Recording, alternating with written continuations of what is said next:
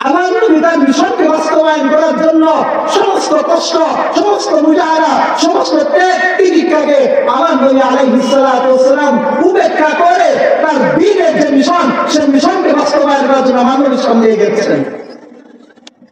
এজন্য সম্মানিত হাজিরিন, আমাদেরকে থেমে গেলে চলবে না। নবী আলাইহিস সালাতু ওয়াস সালাম থেকে আমাদের শিক্ষা, আমার নবীর সিরাত, আমার নবীর সুন্নাহ, এটা আমার নবী। তারপরে ইতিহাস, অত্যন্ত মর্মান্তিক ইতিহাস, তারপরে ইতিহাস অত্যন্ত কষ্টের ইতিহাস, তারপরে ইতিহাস অত্যন্ত ত্যাগের ইতিহাস, তারপরে ইতিহাস অত্যন্ত প্রেরণাদায়ক ইতিহাস। নবী আগের মধ্যে এত কাফের না, মক্কার মানুষের মধ্যে এত দুরাচার না, এত নিষ্কৃষ্ট, এত নির্দয়ওয়ালা মানুষ আমরা না। এখন থেকে আমাদের দিন মুহাম্মদের দিন, এখন থেকে আমাদের ধর্ম মুহাম্মদের ধর্ম, এখন থেকে আমাদের রাস্তা মুহাম্মদের রাস্তা, এখন থেকে আমাদের পথ মুহাম্মদ আলাইহিস সালাতু ওয়াস সালামের পথ।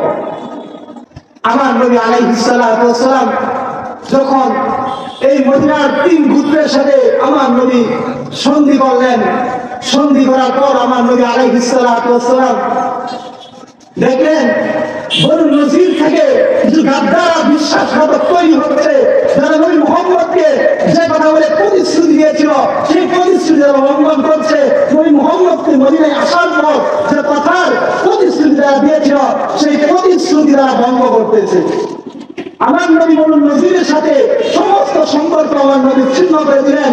তারপর বনু কাইনুকার সাথে আমার নবী গাদ্দারি আর বিশ্বাস করার কারণে আমার নবী আলাইহিস সালাতু ওয়াস সালাম বনু কাইনুকার সাথে সকল সম্পর্ক ছিন্ন করলেন। মুহতারাম হাজিরিন, বনু কাইনুকার সাথে শুধুমাত্র আমার নবীর সম্পর্ক ছিন্ন করার কারণ একটাই, সিরাতের কিতাব বলে বনু কাইনুকার গোত্রের এক মহিলা আমার নবী আলাইহিস সালাতু ওয়াস সালামের এক সাহাবী রাহিয়া আমার নবী আলাইহিস সালাতু ওয়াস সালাম বনু কাইনুকার এক মহিলা বাজার দিয়ে যাচ্ছিলেন। বনু কাইনুকার কিছু দুষ্ট দুরাচার ওই বনু কাইনুকার এক মহিলার পিছনের কাপড়টা উপরে তুলে দিলেন। ওই মহিলা উপর হয়ে কিছু জিনিস ক্রয় করতেছিলেন বাজার থেকে। যখন ওই মহিলা সোজা হয়ে দাঁড়ালেন তখন ওই মহিলার পিছন দিয়ে তার সমস্ত সদর খুলে গেল। খুলে যাওয়ার পর মহিলা বেহুশ হয়ে পড়ে গেলেন। আর বনু কাইনুকার দুরাচার দুষ্ট প্রবৃত্তির লোকেরা এটা দেখে তারা তুচ্ছ তাচ্ছিল্য করে তারা হাসতেছিল। হাসার পর যখন নবী আলাইহিস সালাতু ওয়াস সালামের কাছে সংবাদ আসলো, আসার পর নবী আলাইহিস সালাতু ওয়াস সালাম বনু কাইনুকার সর্দারকে ডাক দিলেন। খবর দেওয়ার পর নবী বললেন, তোমার গোত্রের এক লোক আমার সাহাবীর এক স্ত্রীর সাথে আচরণ করার কারণে তোমাদের সাথে এর আগ পর্যন্ত নবী মুহাম্মদ বনু কাইনুকার সাথে যে সম্পর্ক, যে সন্ধি আমার নবী করেছিলেন, আজ থেকে আমি নবী মুহাম্মদ বলতেছি, একজন মহিলার স্ত্রী, একজন মহিলার ইজ্জত আর আব্রুকে হেফাজত করার জন্য আমার নবী মুহাম্মদ বনু কাইনুকার সাথে সকল সম্পর্ক ছিন্ন করলেন। বনু কাইনুকার নেতৃস্থানীয় 70 জন লোককে আমার নবী একদিনের মৃত্যুদণ্ডের হুকুম দিলেন, শুধুমাত্র একজন মহিলার ইজ্জত আর আব্রুকে হেফাজত করার জন্য। মুহতারাম হাজিরিন, স্বাধীন বাংলার মধ্যে আমরা থাকি ঠিক, কিন্তু স্বাধীনভাবে আমরা বাঁচতে পারি না।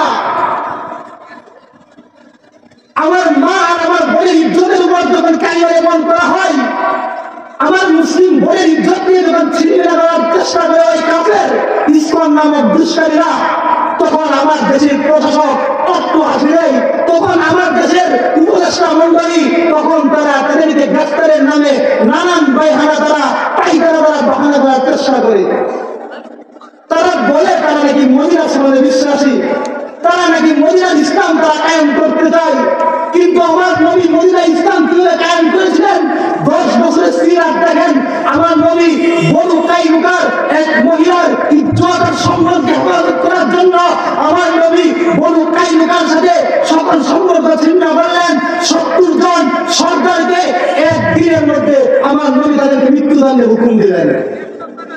কিন্তু স্বাধীন বাংলার মধ্যে ওই ইসকন নামে এই সন্ত্রাসী সংগঠন আজও তাদেরকে সন্ত্রাসী দল বলে আমার বাংলাদেশের পার্লামেন্টে এখানে ঘোষণা হয় নাই, তাদেরকে গ্রেফতারের কোনো প্রমাণ করে নাই। আমার নবী হিজরত করলেন, এটা ছিল মূল টার্নিং পয়েন্ট। দ্বিতীয় আমার নবী উযিনা লিল্লাযিনা ইউকাতালুন বিআন্নাহুম যুলিমু, মদিনায় যাওয়ার পর আল্লাহ পাক রব্বুল আলামিনের পক্ষ থেকে জিহাদের হুকুম দিলেন, এটা ছিল দ্বিতীয় টার্নিং পয়েন্ট।